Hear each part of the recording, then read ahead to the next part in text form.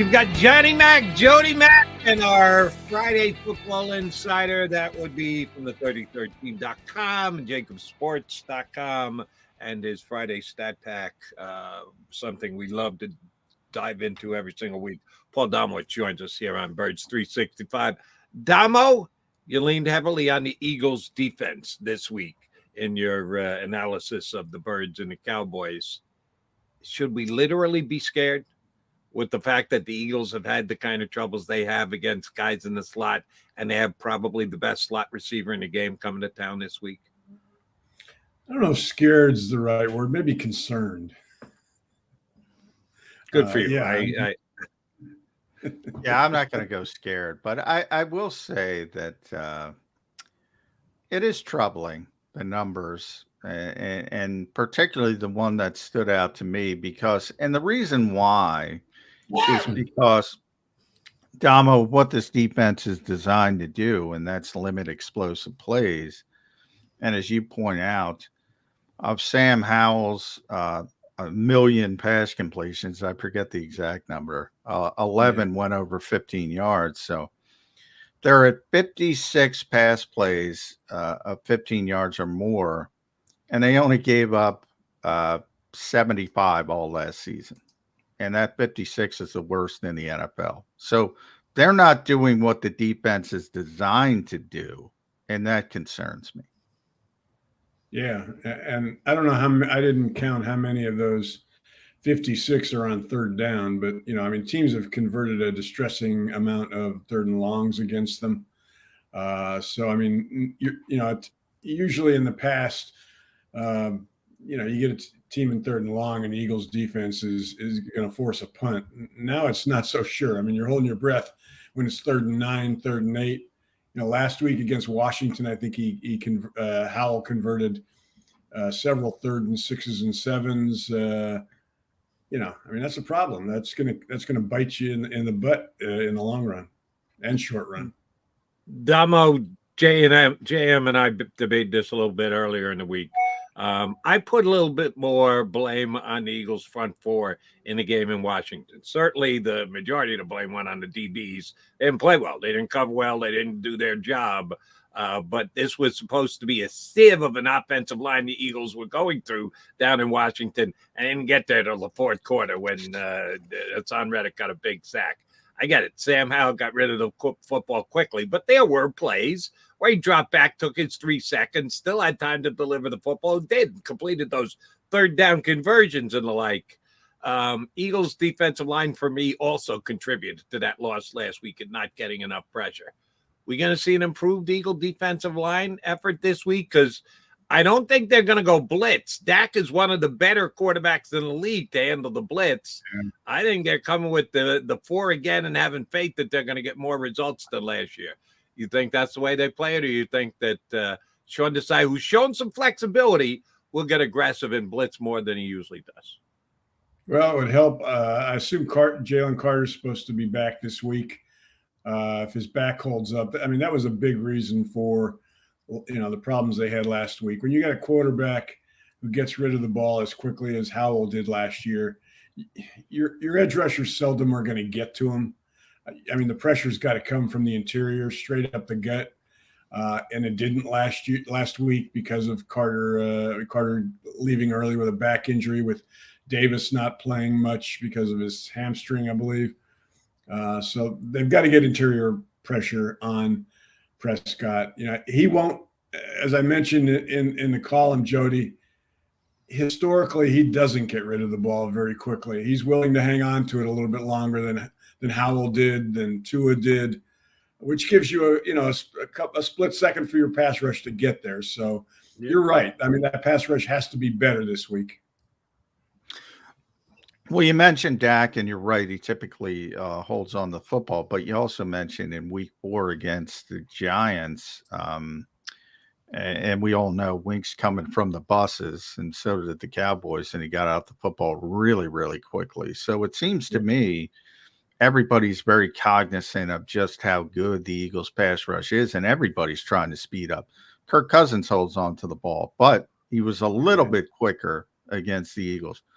I expect Dak to be a little bit quicker. And that's why when we talk about this cover and rush and cover, as JG used to say, that's why I go more towards the back end, because how much more can you maximize this pass rush? The pressure rates for Josh Sweat, Hassan Reddick, and Jalen Carter are off the charts.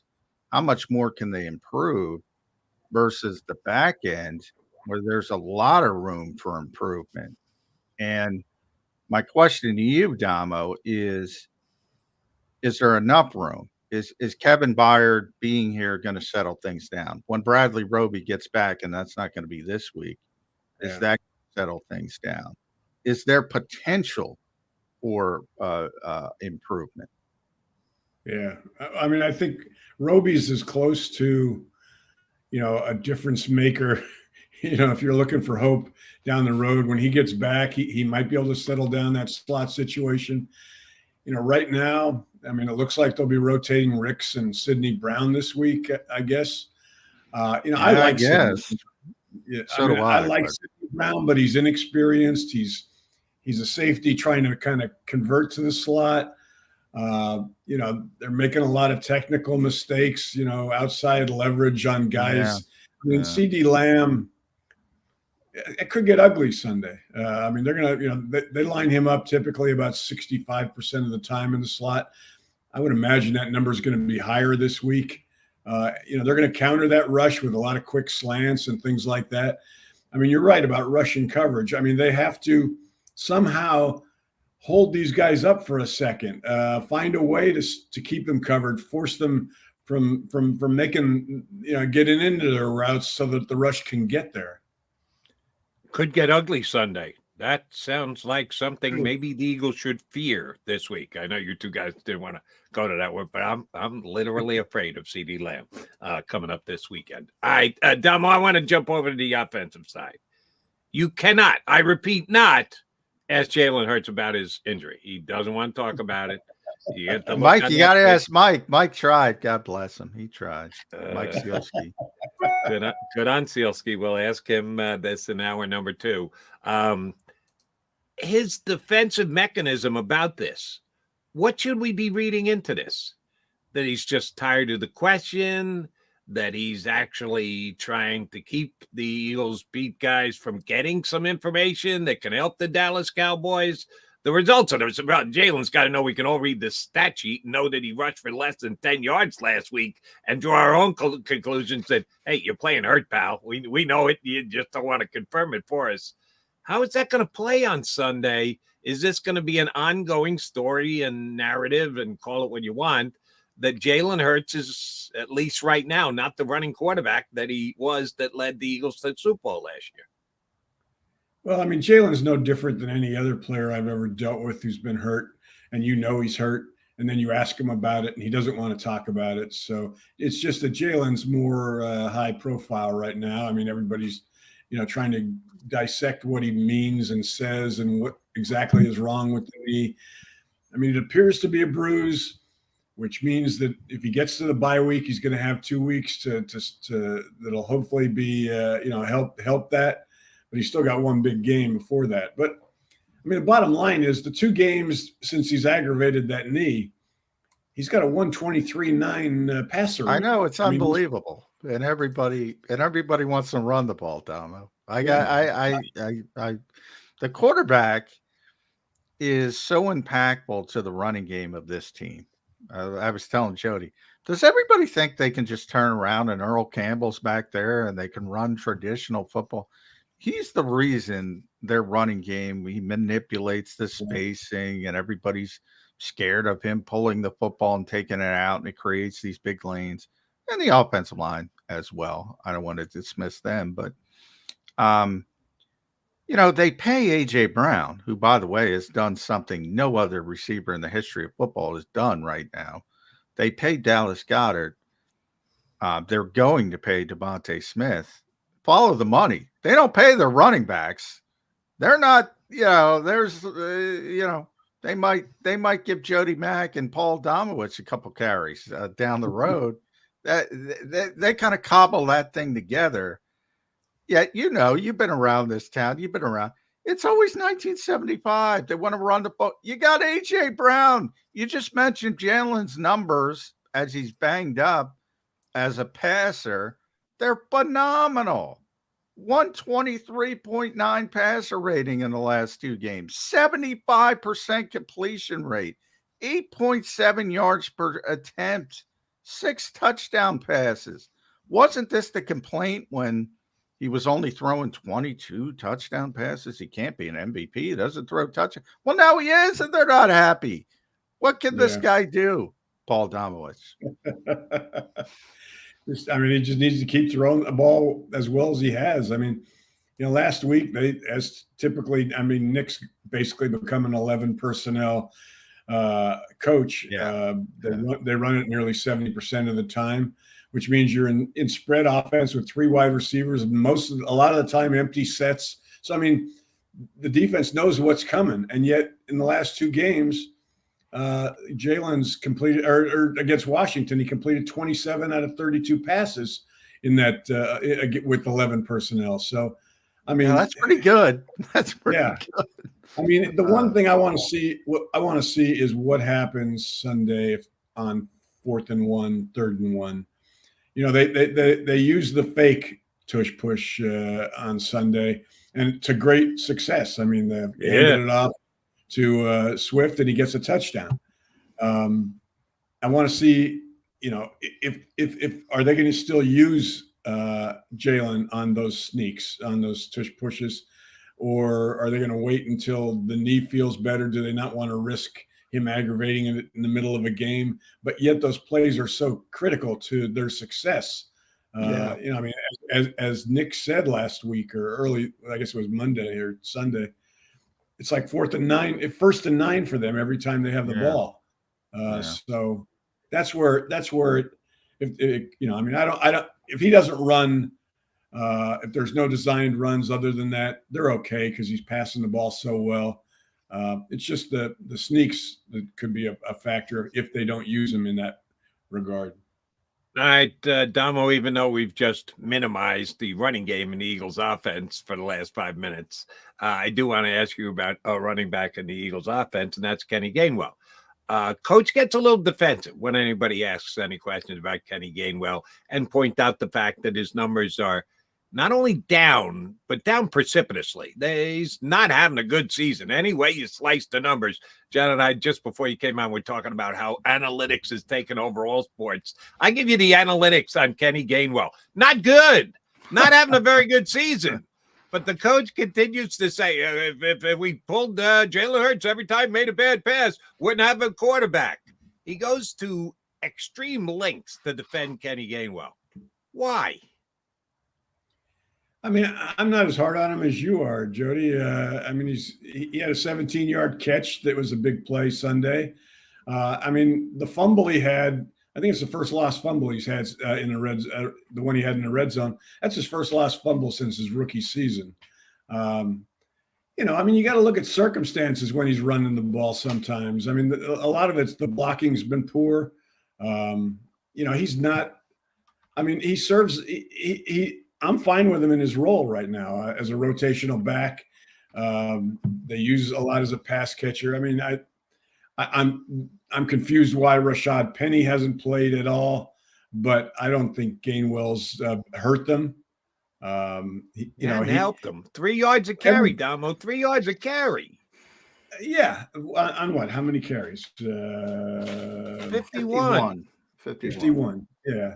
I mean, and I will say I don't think Kenny's played well, but he's usually playing now in the red zone. He's usually playing in certain situations. So when your yards per carry is going to be down. Yeah.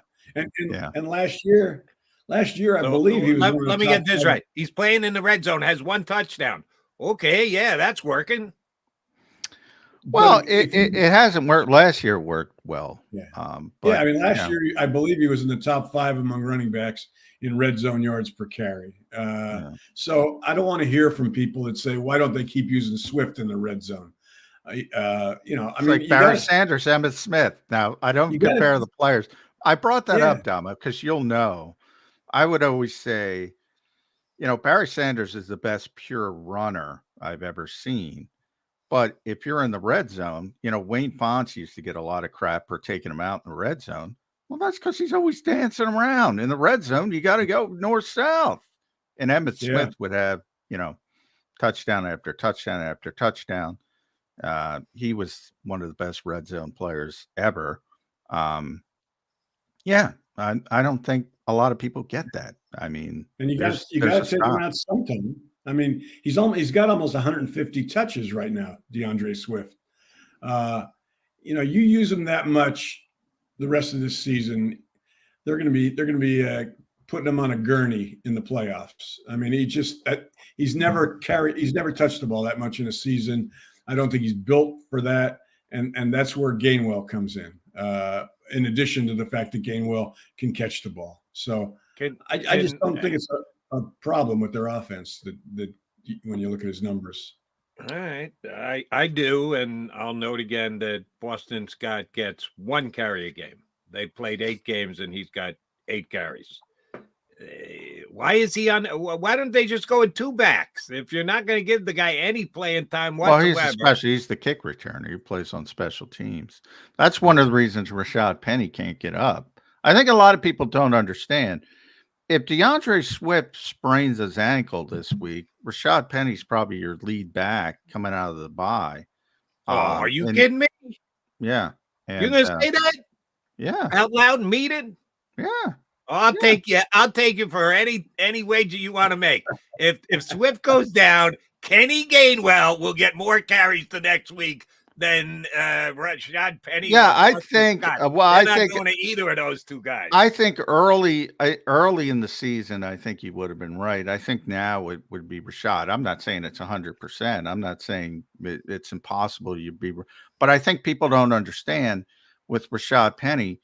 Like, you're not going to put him up on game day because he doesn't help in other areas. He's not a good pass receiver. He's not a good pass protector. So you're not going to play him on 3rd down. He can't help you on special teams like Boston Scott can. So in other words, if you're not the lead back, you have to do something else to be up on game day. And he doesn't do something else well. If they need a lead back, he'll be involved. Well, Kenny Gainwell, because they do love Kenny Gainwell. Will he get more carries? Maybe, but they'll be split to a certain degree, and he'll get his opportunity. Is probably the way I should have phrased it. He's here as insurance, and DeAndre Swift, as Damo mentioned, he's got a lot of touches. He's got a history of being injured. He's missed 4 games in each of his first 3 seasons. You ultimately are going to need somebody else at some point, the odds say, and that's why Rashad Penny's still here. And while I say that, they'll probably cut him tomorrow. But anyway, that's what I've been told, sort of behind the scenes, and we'll see if it shakes out that way. But one thing about the running game, the biggest news yesterday, Damo, was Tyler Steen. Tyler Steen taking first team reps and individual. Not a lot of us saw that coming. Those 6 snaps in Washington, did Jeff Stoutland just wake up and go, you know what? Bang, it's Tyler Steen time. I don't know. I mean, is Cam Jurgens not completely healthy yet? He's practicing. I mean, he's limited. They list him as limited. Remember, they have the bye week, so they can buy him an extra 2 weeks. And I guess the first indication would have been when they traded Kentavious Street. We all said, all right, well, that's Jurgens' spot. But they elevated Julio Jones from the practice squad 1 week before they had to. So that was probably the first indication that they were going to wait on Cam Jurgens. You get him 2 more weeks by not playing him this week. But here's what I said earlier, Dom, and I'll throw this by you. If Tyler Steen plays well against the Cowboys in that front, and that's a very good front, yeah. When you're coming out of the bye, do you go back to Cam Jurgens at right guard? Because ultimately, that's the plan. You want Tyler Steen at right guard, and Cam Jurgens is going to be the center when Jason Kelce retires. If he's the right guard and you want him to be the right guard in the future, do you even put Cam back in? Good question. I mean, if Steen plays well Sunday, I think he will have earned at least another start. Yeah. All right, Damo, it's that time for a Jody Mack hypothetical, which even though they hate this on the stream, they'll like it because I have to take steps to get to a specific position. Let's say the Eagles beat the Cowboys this week, so they open up 2.5 games in the division. Let's say after the bye, they beat the Kansas City Chiefs. Get that Super Bowl revenge that everyone is craving. And the Lions lose a game somewhere else. So they're in really good shape overall, home field advantage, everything else. Against Buffalo, Sunday, November 26th. I'll tell you just a quick, I love this story. I'm standing on the floor at Madison Square Garden talking to Mike Breen. I know you know who Mike Breen is. Voice of the Knicks and the voice of the NBA, ABC, ESPN, whatever. There's a Knick player who's just standing around the sideline. He's not going to play because they just put him on the injured list. So Breen calls over to him, goes, hey, and the player will stay nameless. I don't want to rat the guy out. How's the knee feeling? So he reaches down to like grab his knee. It's bothering me. It's bothering me. Sorry, I'm not going to be able to go now. A coach walks by, one of the assistant coaches, and says, listen, it's the left knee that you're supposed to be hurting on. And he grabs his right knee. So we know he's full of baloney. He's just making this crap up as he goes along. That game against Buffalo Bills, DeAndre Swift, who you fear they're overusing a little bit, DNP, coach's decision, game management, workload. Jody's been pushing this since I've been saying it's going to happen at least one game this year, a load management game for a Philadelphia Eagle running back. If they've won the next 2 weeks and they're in really good shape, DeAndre Swift comes limping out with his right knee, and they have to tell him it's his left knee that's supposedly bothering him. They'll, of course, dress it up as an injury, but those who know will know whether it is or not. Will they give DeAndre Swift a week off this week just in case this year? I don't know, because I mean, at running back, you don't really have to do that. You just don't. Yeah. You just don't give him the wait ball for the real one. Yeah. You just give Gainwell more carries. But wait, more Johnny just told me if you can't do something else for the team, you're not getting up. Rashad Penny never plays. He's never active. Why? Because he can't do something else. So the activity of the running back is well judged by the Eagles. They don't just put you up and let you stand on the sideline. You got to do something if you're one of the 46. Well, he may, but I mean, what if it's a tie game late in the fourth quarter? You send him out there. I mean, I don't. You're not I don't buying see it. them like I'm that. telling you, until Greg Popovich retires from the Spurs and comes in as a consultant. I don't think you have. They do their load management during the week. That's when they do their load management. Yeah. There's only 17 of these things. And by the way, you got to win them all. If they lose this week, they're still in first place technically by a half game because Dallas has had the bye. But the reality is they're tied in the loss column. Dallas has the advantage. They want to get the number 1 seed. They can't they already gave up one game and it affected them. They got to win. They got to keep winning because guess what? Detroit's going to keep winning with their schedule. And you can't afford in this league. When you're playing 82, you can afford to do it. When you're playing 162, you can afford to do it. I mean, 17, you better put your best players out there. That's why I had to spin my hypothetical to the Eagles are in good shape. They're ripping off. They beat Kansas City, beat Dallas. And if it's neck and neck with any other team. Well, yeah, if it's week 17, you'll see a bunch of load management. Week 18, and they don't have to win, you'll see a boatload of load management. And that's when it comes into play. But until then, it's not going to happen.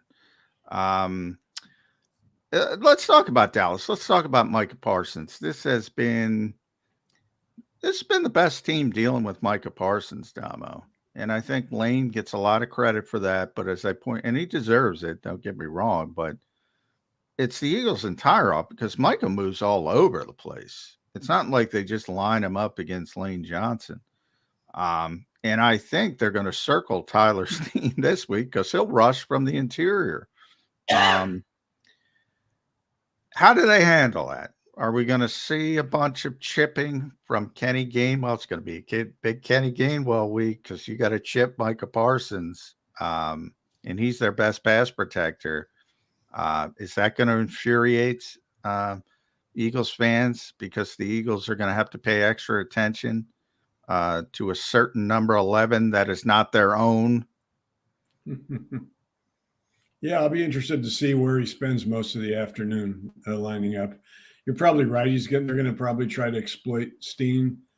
If Steen's playing, I got to believe Stout thinks he can handle it. But they'll need to give him help. The reason this team's been so successful against Parsons is because they go right at him. I mean, which means running the ball a fair amount and running it right at him. We'll see. They need to be successful again this week. They can't afford him to be spending a lot of the day on top of Jalen Hurts. That's a stat crunch I'd love to see, Mr. Numbers. You might know this off the top of your head. If you don't, it's an unfair question, and I'll apologize. What's the percentage when the Eagles pass and have a running back in the game that they actually keep them in the block, that they don't send them out into the pattern, that is the sole job, well, or at least the most important part of the job is staying in. Sometimes they'll flare out and get a not top selection play, dump down pass. But how much is the percentage of that when they do keep a running back in the block, how often do they do that on passing plays? Good question. I've wanted to check to see the percentage of empty sets they use out of that 11 personnel.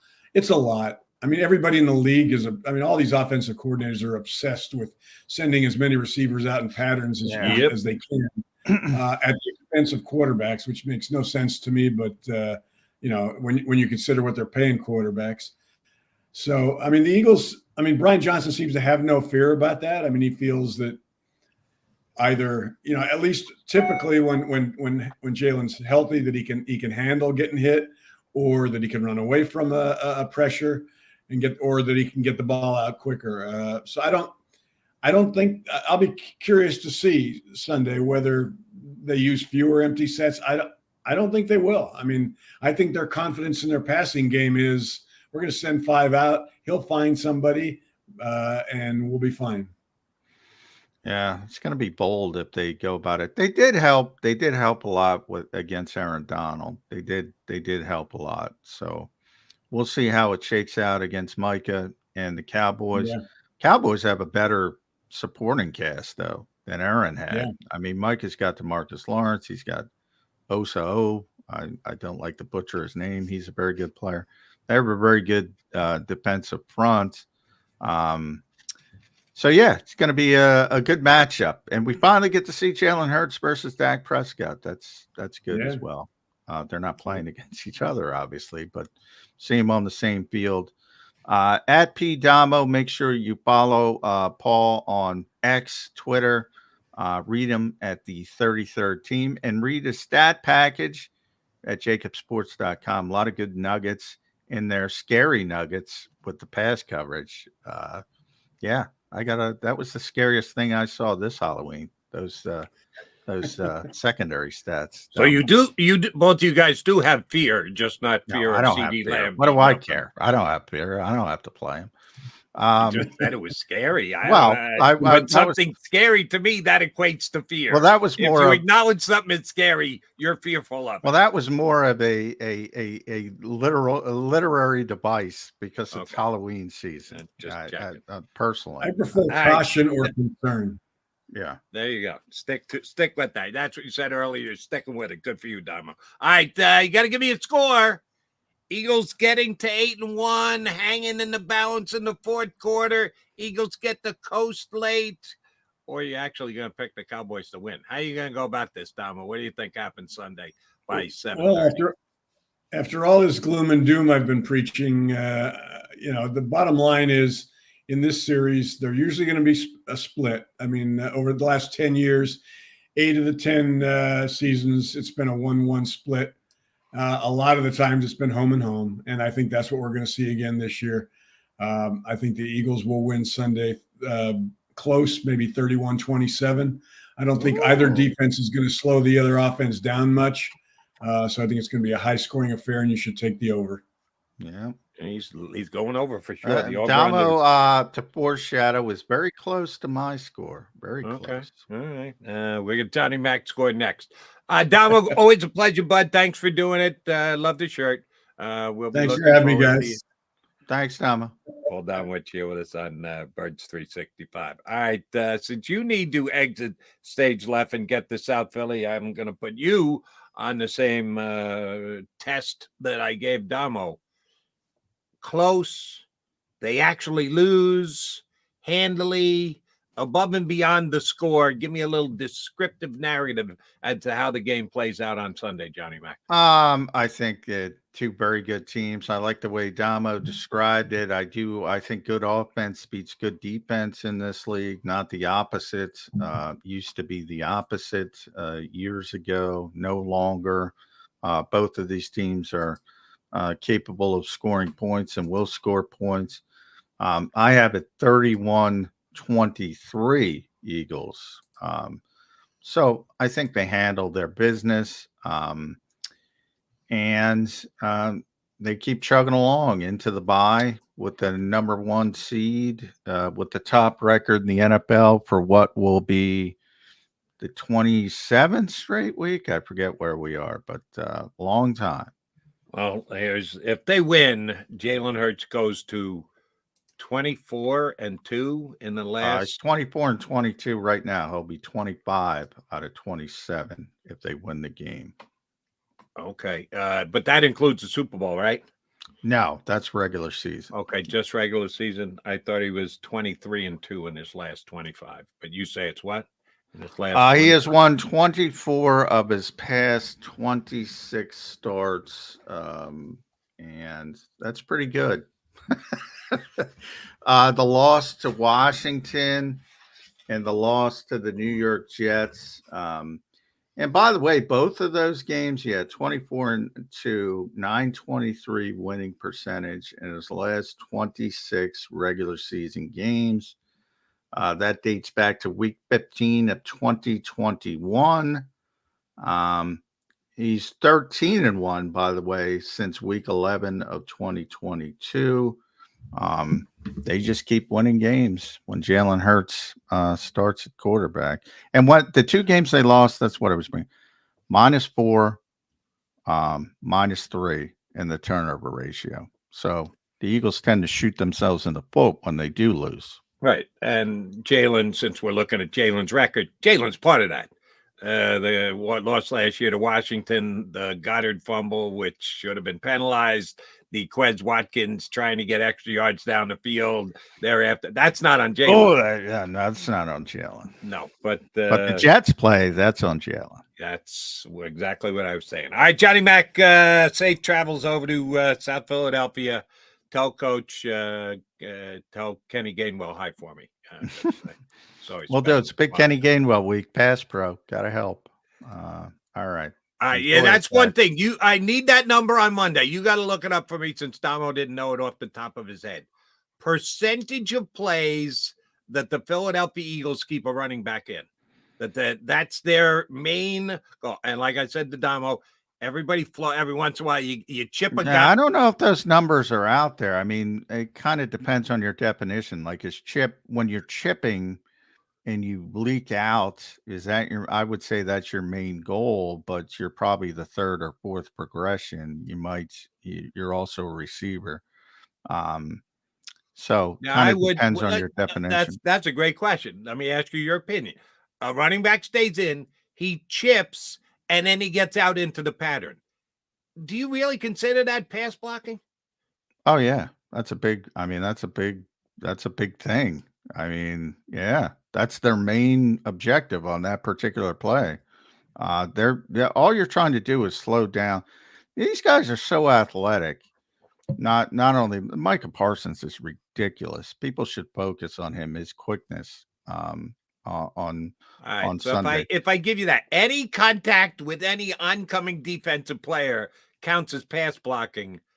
I'm telling you, the percentage is 12% of the passing plays. It's under 20. I feel very confident in saying that it's under 20%. That on all pass plays, how often is a back asked to be part of pass protection? Well, I would say And on if you're going third, to put a big emphasis on evaluating, oh, he's the best pass blocker, but you don't use him in pass blocking much. The Eagles well, don't. I by think the the league in way, general doesn't. yeah, But by the the Eagles way, might be better than less than most. I did not say he was good at it. I said he was the Eagles' best The pass best of a protector. bad lot. Yeah. Yeah. And my I did point not is, by any stretch of the imagination say he was good at.